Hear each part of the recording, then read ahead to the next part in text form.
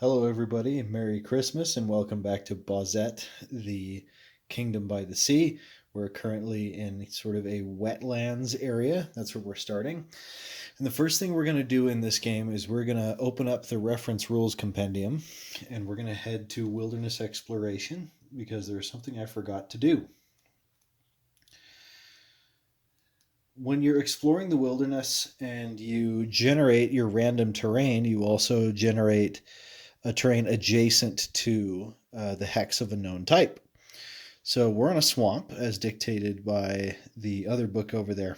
So I'm actually going to head to the swamp column of the exploration table, and we're going to roll 2d6 for each hex around our city here of King's Fall. So this first one here, that's a 4. That is actually more swampland. So we'll say S for swamp. We're going to do it again here. That's a 7. That is actually woods. So this one here is like a tree. So there's like some forest. I just didn't know what to draw for a swamp. So we have some trees there. So we have woods to the northeast. Now down here, that's an 8. That's more swamp. And this is just so, like, if we end up leaving King's Fall, that we can go around and we can explore and we can use these areas to determine what kinds of things we find. To the south, that's 7. That's more woods.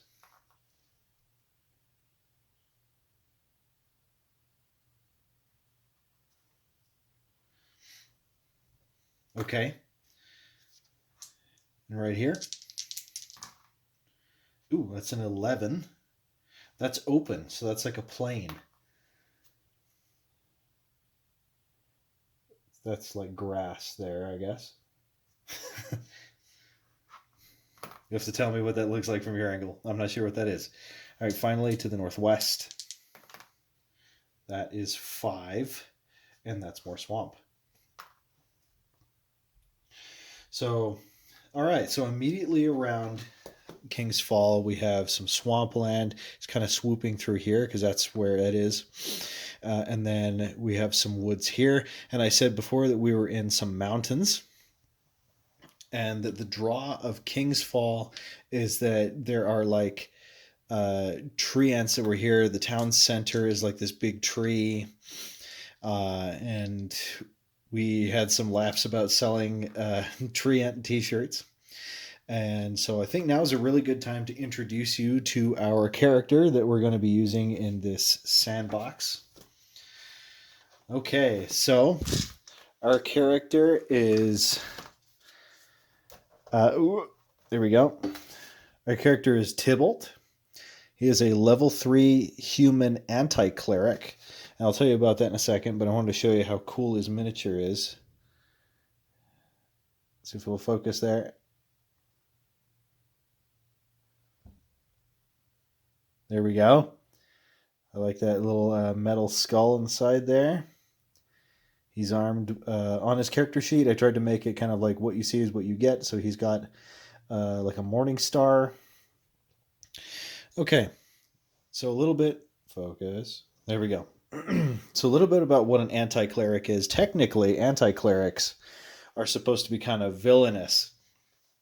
But the reason I'm using one is because A, I am a massive edgelord, and B, I wanted to know what an anti-cleric would play like. On page 14 here, it says that clerics of the chaotic sword are called anti-clerics. They're intended as villains, and their purpose is to vanquish good. Obviously, that's not our purpose, but they cannot turn the undead, but have a selection of reversed clerical spells which they can employ with impunity. Otherwise, they function as do clerics, except that an anti-cleric stronghold will attract zealots rather than dervishes. I wanted to play an anti-cleric because I really like the idea of casting inflict spells. This is not a good idea by any means because now we have no ways we don't really have a way of healing ourselves. But I thought it'd be interesting. I'm sort of sticking with the whole blunt instrument thing rather than pointed ones. Although a house rule I would make is that anti-clerics have no weapon restrictions. They can use whatever. But Tibble is going to use a big two-handed Morning Star, which of course doesn't mean anything in Delving Deeper. All weapons do D6. That's something that I really like. That I like that White Box fixed that because I don't know, it gave weapons a little bit more personality. But hey, it's simple. What weapon do you have doesn't matter. D6. Okay, so let's start our scenario. The reason Tybalt has come to King's Fall is because he wants to know if the rumors about the Treants in the woods are true. He's a curious guy. It doesn't really matter that he's an anti-cleric and practices the black arts. He's just curious. And so our first order of business is we are going to stop by the big old tree at the center of town. So here's our town center. I'm experimenting using the little Jenga blocks. I think they look pretty good. So we got a couple of buildings there. Here's our big tree in the center, surrounded by like a wooden fence. And I figured since the tree, we sort of determined that the tree was planted by a great hero. So right there in front of the tree, we have sort of this big bronze statue of sort of this brawny guy with an axe. We don't really know who that is, but we will probably figure it out. I've just sort of arbitrarily determined what sorts of things are here. So, like, this could be like a tavern, or that's probably like a shop. Up here, somebody set up the stand. That's like a tourist trappy stand where that's where they sell the Treant T-shirts. And right over here, we have this we have this halfling lady who is probably the one selling the shirts. And here we are, having just entered the town square.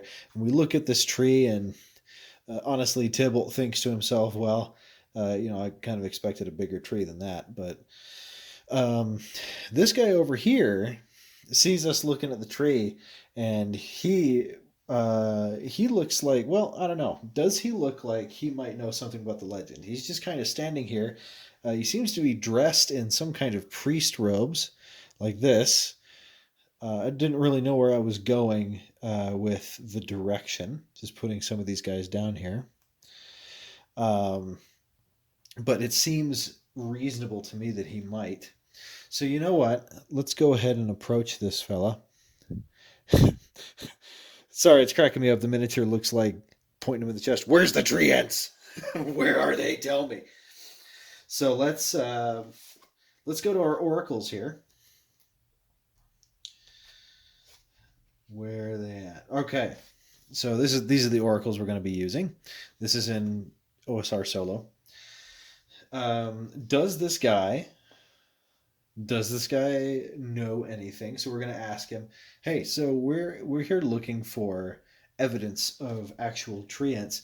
Could you tell us where we might find them?" Now, of course, we know that to the south and to the northeast there are woods, but that's two locations, and Treants aren't very common. So let's give it a roll. Does he know anything?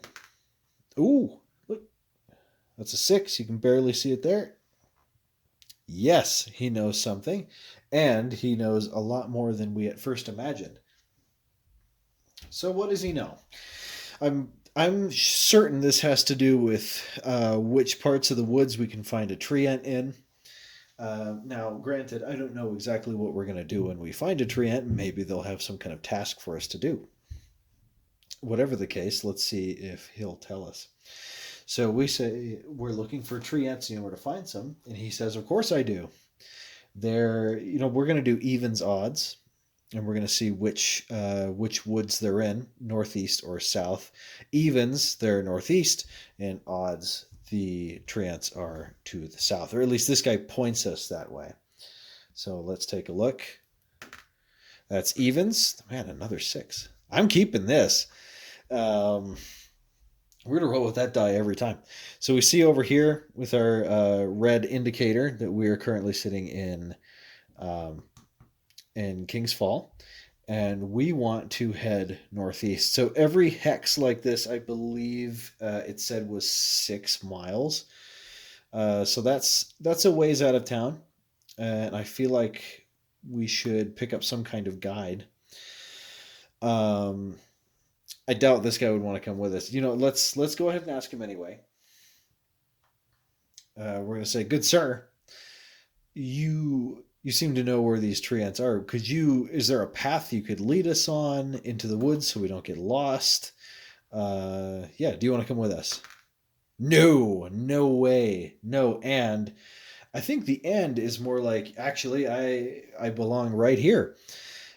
Taking a look at this guy's robes, he's wearing kind of priestly robes. You know what I'm going to say? And this is something I kind of wanted to talk about with Delving Deeper. Delving Deeper makes no mention of druids whatsoever. Um, I realize that other games that don't feature them, they don't mention them either. But the absence of prayer magic, clerics cast spells with a spell book. There's no druids. Also, there are cyborgs in the bestiary. I'm starting to think that something kind of happened to this world that we're in. This is sort of some kind of apocalypse happened a long, long time ago, and things just don't work like your typical role playing setting. We, as an anti cleric, cast spells from a spell book a lot like a magic user, although I'm sure the formula is different and stuff like that. So I think that this guy represents more or less what we would consider a dead priesthood. Maybe he claims to represent druidry to some respect, although he can't cast any spells as there are no druid spells to cast from.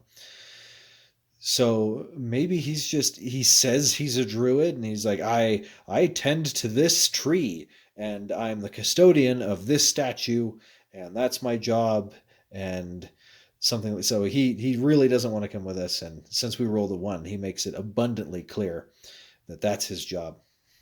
So long story short, he's not going to come with us. So we should find, what would Tibble do?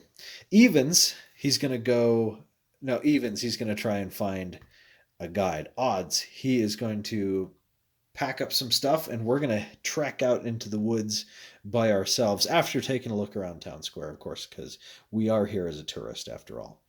So what are you going to do, Tibble? Evens, he is going to try to find somebody to take us, which gives us more of a reason and opportunity to explore this town square other than we're a tourist and we're looking around. We got a couple directions to go. Over here, we have this little halfling who is at this stand. She's selling all kinds of merchandise. There's this elven woman standing just to our left. The druid won't help us. We could investigate the tree and the statue a little bit more. I'm sure that little wood plank in front of it is actually some kind of placard. Over there, we seem to have whoa, there we go. We seem to have a small family about on the town. We have a mother, her 2 younger children, and what looks to be a teenage daughter. And then we have this rather interesting looking woman making strange gestures, I guess at us. She's facing at us. I just kind of picked random NPC models that I have and placed them around. But, we can interpret that the way we want. I think the first thing we're going to do as a tourist is it would be a good idea to take a look at what's on this placard. So we do have some sources that we can randomize from, and I think appropriately enough we should get a name. So let me get Table Fables 1 and let's generate a name for this guy. Here we are, Table Fables 1, D100 names. The model I chose for the statue is male, so let's generate a male name using a D100 roll. Here we go. This is page 15. That's 23. This guy's name is Duncan. I assume he has some kind of title since he's a hero, so let's generate a title for him. Duncan the Sharp Hand. How sharp are those hands? To see, he has something to do with Treants. Duncan the Sharp Hand. I'm going to write that down. Duncan the Sharp Hand. All right, that's a strange title. So we have Tibble up here, and he's looking at the placard there. It says Duncan the Sharp Hand, and he's going to look at the druid, and he's going to say, "Why do they call him Sharp Hand?" Does he know? Does he know why they call him Sharp Hand? 4. I think that's a yes. Oh, they called him Duncan the Sharp Hand because he. How many? What excuse would one have to have a sharp hand? Maybe some kind of. Ooh, oh, I know. I saw this thing where they unearthed like it was like a medieval skeleton he had like this rig on his severed arm that looked like he had like a prosthetic knife hand. So maybe later in life he had one of his hands amputated, and he decided to just like to just like attach his axe to it or something like that. So I don't know if that's true or not, but that's what that guy tells us. So he tells us that Duncan the Sharp Hand was known for his prosthetic axe hand, and he went on to. I assume this place is called King's Fall because he was once a king that ruled over this place. Duncan the Sharp Hand was a king who ruled over King's Fall, and why was it called King's Fall? I guess he fell. That makes sense. That makes sense. Um, they don't have to be terribly creative with their names. This is medieval fantasy setting, right? So Tybalt shrugs and says, "Fair enough, but I need to find somebody who's going to help us go into the woods." I don't think we should approach the random family. I highly doubt that any of them are fairly good at finding the way around. She looks like she's good at something else and is not necessarily a woodsman. But it probably couldn't hurt to ask some of these people if there is someone around who could lead them into the North Woods. I think we should talk to. Actually, you know what? Let's head in here. Let's head into the tavern. I am sure that the people gathered in there will know a lot more because this is, after all, a fantasy RPG. And second, there's just probably a lot more population density in there. So let's head in to the tavern. Here we are in a tavern in Bozette.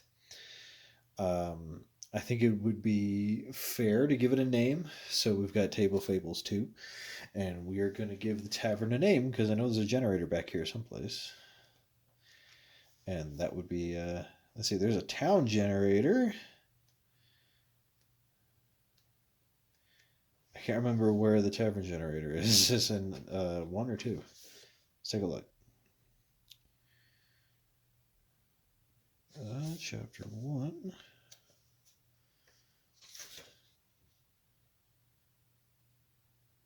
No, is this I think it's in Table Fables 1 actually. It's weird. 2 is typically a lot more useful.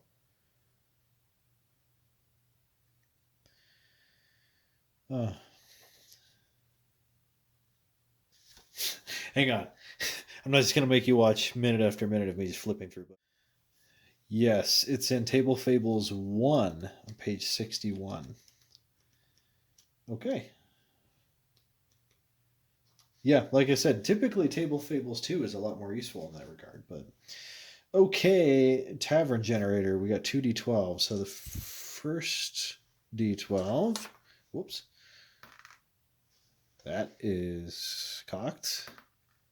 11. It's the singing. Number 4. The Singing Kettle. I like that a lot. So we're currently in the Singing Kettle. I'm going to write that down just because I don't want to forget it. Singing Kettle. That is a pretty cool name. Okay. Okay, there's another one, but we're not going to worry about that. So when we walk in here, we can take a look at the quality of the place. Let's roll a d4. We got a 1. It's fantastic quality. Oh no, is this a tourist trap? What's the price like? 2? It's expensive. Yeah, this is a tourist trap.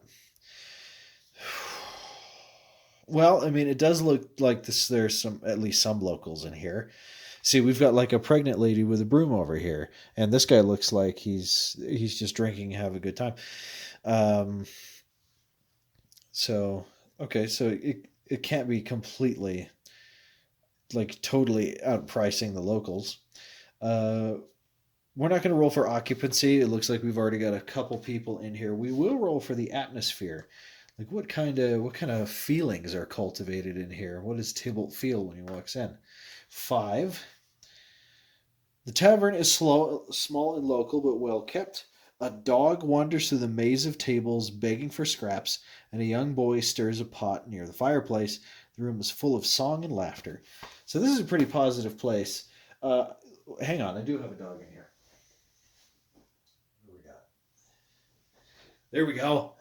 We got a big old mastiff. Man, he is huge. That's a big dog. And he is weaving through the tables. He's begging for scraps. We love him immediately because he's a dog. Who doesn't like dogs? So Tibble walks in, and he is immediately pleasantly surprised by the atmosphere of this place. See, we got a couple of people. She's playing like a lute. This guy's playing a flute. We've got this nice little dog wandering around, and he's begging one of the waitresses for scraps. And he's a big boy, so I imagine they feed him quite a lot. So we're pleased with how they treat doggos in this establishment. Over here, we've got another waitress who looks like she's catering to these two. This guy is drinking rather heavily, and this looks to be some kind of dwarf or halfling who has a. Ooh, she's got. Check her out. She's got a staff and skins with a backpack. She kind of looks like she knows the wilderness a little bit, so she might be able to help us. Over here, we have a dwarf who is leaning on a keg and drinking heavily. And then it looks like we have a cook and we have a barkeep. Well, who are we going to talk to first? I mean, my instinct is immediately to go over and talk to her because she's wearing furs and carrying a staff. She looks like she's not settling down in here at all. So maybe she's like a frontiersman or some kind of woodsman. On the other hand, asking the barkeep that's sort of the obvious thing to do, right?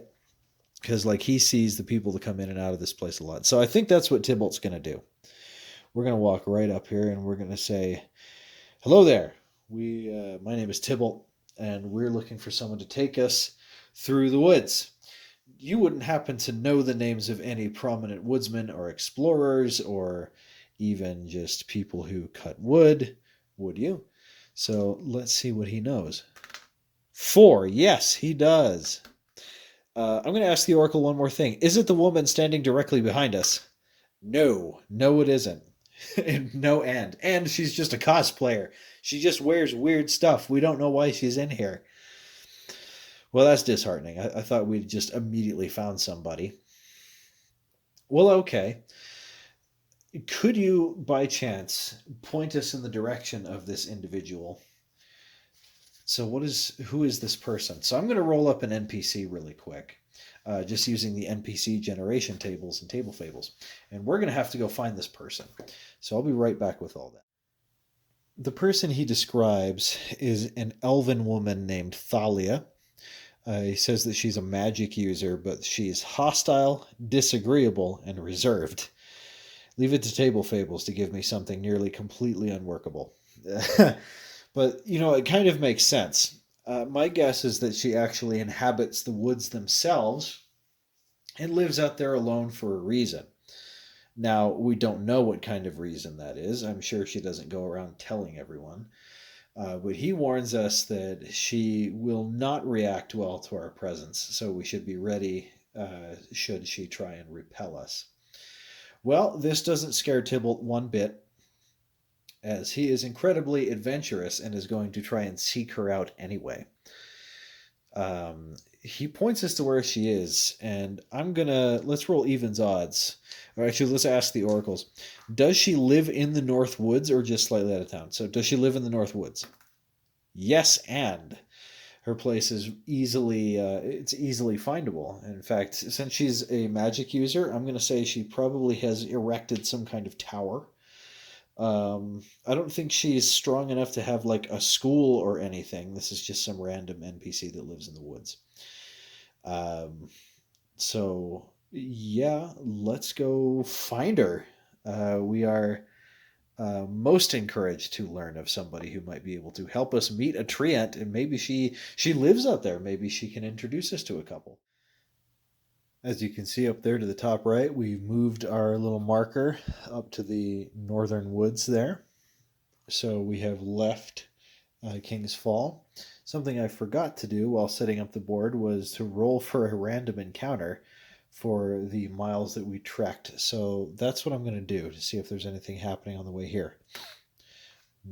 Let's see. Is it one or a two?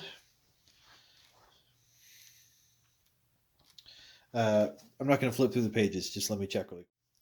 No. Random encounters happen on a roll of a 6 on a d6, and we rolled a 2.